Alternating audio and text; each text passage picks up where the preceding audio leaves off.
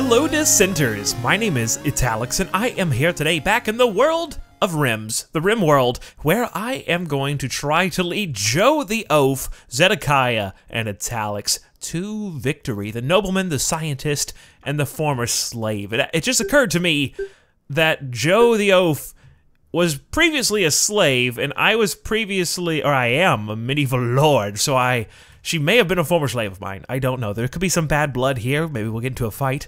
I'm just kidding. Last time, if you recall, I left off when there was a crash where a bunch of metal dropped from the sky. Part of my ship entered the atmosphere and gave us all of these supplies. So we're going to try to gather those, but more importantly, we need a food source. So that's how I'm going to kick things off. We also need to soup up our defenses with sandbags, maybe some more auto turrets, and also that's going to require some more power. There's more than one way to get power. Maybe we'll explore that. I also noticed something else. If you look down over here, doesn't this look like a much better place for an encampment? There's a giant rock wall. I could set up some sandbags in between. Oh, this would be such a great base area. Who needs this giant open gap here? I don't know how long this is going to take or how long this series is going to go, or better yet, how long until I get killed. So we're going to not plan too far ahead right now and just try to worry about our immediate future. Our immediate future being, we need to grow some crops. So let's get Joe out to start planting. I believe Joe had a very good farming score. Let me look at her character sheet. Here we can see all of her stats. She has a level 13 in growing. That means she sows and harvests at 176% speed. It's awesome. And by doing these tasks, these characters can increase their skill. So you can see they have their own progress bar for each of these things. I'm not going to go over each and every one, but there are a number there. So I'm glad that we do have a farmer here so we can get these plants ready. Now clicking on a plant will show me that it is harvestable in 2 days of growth. It's kind of scary.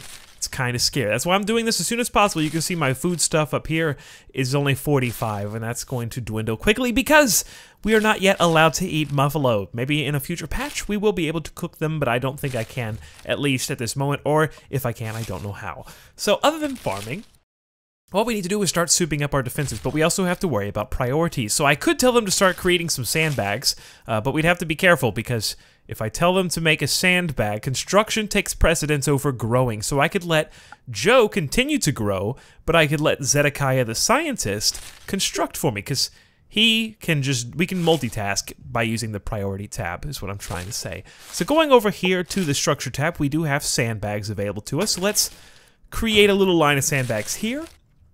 And I want to make one more auto turret. I don't know where enemies are going to come from, either the south or the north. Those are the only places where there's giant openings. So we also want to create, I guess there's a path in there, so we want to make a sandbag around this little guy. So I guess I can make it like so, and make sure that the auto turret is defended, as well as just giving us some defense for the solar panels. And then I want to make a little gap and an opening, and have some more sandbags be placed in. And I want to make some more auto turrets to go along with this. So we're still planting the crops, getting those ready. We have a new notification. A local squirrel has gone mad. It will attack everyone it sees. Where could this local squirrel be? Is it this one? Is it that squirrel? No, that squirrel seems fairly sane. It's next to some boom rats. I'm gonna hang on, pause. Is that it? It is! It is! Where am I? Where is my character Italix? Okay, you have been drafted. I have found the rabid squirrel. We must attack it. Attack the squirrel. Let's do this. Defend Joe! Joe, run away. Run away, Joe. Run away. Don't get in the line of fire. Hopefully there's no friendly fire. Thank you, myself, for saving the day. Joe, continue on with what you were doing, and I need to make sure to release you from the draft so you don't starve to death. We have saved the day and killed the rabid squirrel. Let's forbid or click the forbid toggle so that they can take it over to the waste area. Has begun raining very heavily. It's getting quite foggy. The first batch of sandbags has been created. We have a nice corner up here, so this way I will be able to take cover, and I need some more guns. We need an equipment rack. We have some to-do lists up here at the top right. An equipment rack. Where is an equipment rack? Probably in furniture. Here it is. It can carry equipment for storage. So let's place it next to the battery right by the door. It kind of blends in with the tiling. That's why I can't wait until the artwork is redone and someone is hired to do this task. That will be oh so good and make the game very pretty. Now, security-wise, Let's get another turret. Now, you'll notice also the battery power ain't doing so good. So before we even build more security, let me build yet another solar generator. Now, we do have some other ways to make energy, as I said. The primary one being geothermal, which we have to find a geyser. And I think there's a geyser up here. There's one geyser, and there's probably some more scattered around, but it's difficult to see in this weather. There's one down below as well. Maybe we'll find one over here? No? Okay, maybe we'll just have to do without geothermal unless we connect it from a very long distance away. But for now, let's get one more solar panel, and then we also want to give an order to haul these little scraps away. And I also want to cut down this cactus. They're going to take some time to eat. Notice that food is getting ever lower, down to 15 from 45 where we began, but our crops have been planted, but it needs to be brightly lit. So it only grows when there's sunlight. That is cool. It's cool that my colonists are going to starve to death. It's fun losing sometimes, you know? It just is. So before I'm gonna create another little, the reason I cut down the cactus because I'm gonna create another little building here, a temporary one. I feel like I can't afford to start over now because we haven't been attacked yet. I have no idea when that's gonna happen. Ooh, I also forgot about all this metal. Let's allow them to gather all of this so they can take it back and we can have some more supplies. And let's also start working on security. Oh, we have to connect the solar panel. That is very important. So look at the power conduit to connect the solar panel to make sure that any solar rays that are coming through are going to be absorbed and transmitted to our power grid. Very important. Is this Boom Rat over here feasting on the dead corpses of the fallen animals that have come before him? Possibly. Security-wise, we can also start building another auto turret. I'm going to build one right here, I guess, right up against the sandbag, and another one down here, but I want to make sure that we have electricity enough for both of them, and of course materials as well. So let's speed this up just a little bit, now that we have given them some tasks. And going back to structure, we should, I wonder if this is close enough for it to connect by itself. We're going to find out together while Joe brings back the rest of the metals. Indeed, you can see that it is close enough in proximity to automatically plug in. Got another wire for people to trip over. That's a booby trap, a secret trap from it. Oh, what is this? Wait. The moon has orbited behind the gas giant. An eclipse has begun. Oh no! Oh no, we're gonna be without the sun for who knows how long. How long does an eclipse last in this? Special conditions affecting the area right now. It's time for them to sleep anyways, apparently, so I guess the eclipse is not that big of a deal. Check on our energy and see how much of it is being used. It's draining very fast. Let's speed this up even further because we need to get them awake. He didn't even finish building the auto turret. He's just like, we'll do that later. Uh-oh, what happens when we run out? It's raining so hard right now. Let's slow this down so the rain doesn't look ridiculous. Oh no. This would be the perfect time to be attacked. How do you know when anyone is coming to get you? The Muffalo. It's going to be from the Muffalo. Maybe not. They're probably peaceful. They're fine. But yes, our auto turrets now have no energy. So energy, very important. That is definitely going to be my goal. Let's fast forward even further to make these people wake up. What? Everyone knows you don't want to stay on this rock for long, but Zedekiah is suggesting that you give the colony a name anyway. Oh, Zedekiah. Crashville?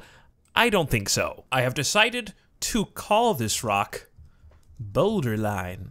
Why Boulderline, Italics? Think about it really hard. What happens if you separate those two words? My name is Italics, then we have bold, then we have underline. There we go, yes. So that is going to be the trifecta of our naming process for the future. Boulderline. All right, so the Great Rock of Boulderline has a new notification. How do you have a solar flare during an eclipse? How does that even work? A solar flare has begun. The intense radiation will shut down all electrical devices. It should pass in about... I love the random event system. This is far better than I thought it would be. I don't even need a solar flare to turn off all my devices. Another thing? Raiders have landed nearby. They will prepare for a while and then attack. Oh no. Prepare a defense or attack them preemptively. Oh my goodness. Jump to location. Let's see where they are. Where are they? He just landed. Leech? He's wounded. There's only one guy? He must be desperate. Let's make up a story for this guy. Leech. His name is Leech. He's sleeping with the Muffalo, learning their ways, blending in with them. It is day 3, and they have not noticed me. I am leeched. Okay, so he's wounded. He's got 56 health with a pistol. All right. He's clearly been shot by somebody. I'm going to say that he was formerly part of another crew orbiting this planet or in deep space sleep, and he went and subsequently murdered all of his crew, and they shot him as he jumped into the escape pod and crash landed on Boulderline. That's the only thing I could come up with for why he has gunshot wounds in his chest. We're just going to assume that it is the case. We're going to have to keep a close eye on this guy because who knows when he's really close. Look, here's my base.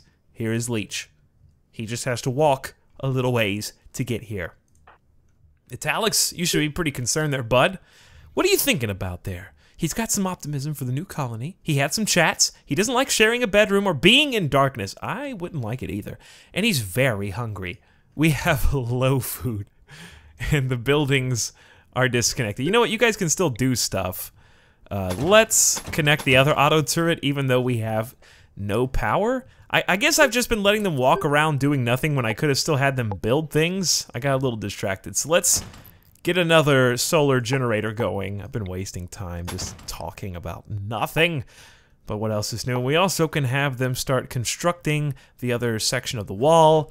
I'm keeping an eye on you, Leech. I'm watching you. All right, how long is this solar flare gonna last? Let's speed things up. Oh, they're gonna sleep. Oh, okay. I'm gonna watch. He's thinking about it. He's just wandering around. I think he's having a mental breakdown up here. He's just throwing it. Hang on, pause. He's throwing his body against the cactus and wounding himself. We've detected a cargo unit from your ship, and so there's another cargo unit. That's only like 2 pieces of metal and some slag debris. Meanwhile, we're gonna be attacked by Leech. Luckily, everyone's awake right now. We need to make sure to draft our buddy Alex because he's really gonna be the only line of defense here. Joe, do not get killed. All right, let's pause the game. Oh, we don't need to pause it until I can actually shoot him, until he comes into range. We have no sun, we have no auto turrets. Start firing, buddy. From behind cover. Oh, nice shot. You stunned him? Oh, what a beast. But he's still got 56 health. Joe, I need to draft you and make you run. Just go hide. Go hide, Joe. Get out of here. Just run away before you get stunned. He's shooting my auto turret now. Oh, he stunned me. If he kills me right now, I'm going to be very upset. He still seems to be shooting the auto. Why can't we have sunlight and have the auto turrets to help us? The rain falls on my first human kill. It is a dark day.